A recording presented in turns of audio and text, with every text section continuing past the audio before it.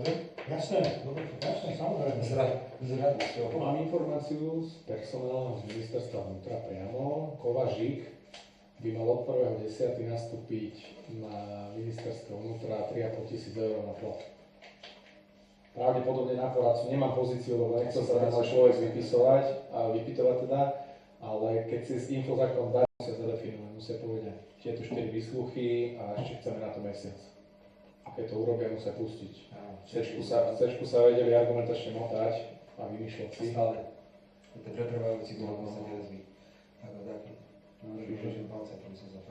Čiže ideme teraz do nich bondy, nachystaní sme, uvidíme, čo bude. Vieš, zvrtlo sa to odrazu, ja si myslím, že k lepšiemu. Majú aj také reči, ja som teraz ten piatok na nejaké akorát som Vojkovi hovoril, že to sú kolegovia môj bývali, tak som si neodpustil aj nejaké poznámky, keď som videl menovky pánu Čurilu ešte pri kancelárii, že čo to tam ešte asi nerobí. Tak sme sa do takých konfliktov trošku dostali, ale oni sami už sú dneska extrémne nervózni všetci. Už tam majú také reči, že ja neviem, či to ešte budem vyšetrovať, ja neviem, či tu ešte budem, či nebudem vo väzbe na Vianoce. Mája v parlamente, ale 17. mája povedal Aláč, šéf SIS na schôdzi Národnej rady, že to, čo je napísané, je už procesne dokumentované nejakým objemom odposluchov. Takže to bolo skôr, to je podľa mňa nejaký apríl, maj.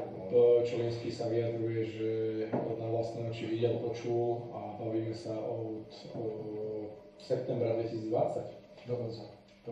To bolo hneď po zadržaní. Oni museli, keď zobrali Maka, ktorý bol vtedy príslušníkom SIS musel automaticky spustiť monitorovanie. Čiže oni majú zachytený podľa mňa september, október, november a ďalej. A ten Čolinský to musel zberať najprv, aby mohol vydierať a mal informácie, ale v nejakom momente v decembri po Beňových výpovediach sa to zlomilo a začal to používať už na svoju obranu. A prerastlo to postupne do takého momentu, že to dneska musí dať von, keď chce prežiť. Lebo oni sú, tam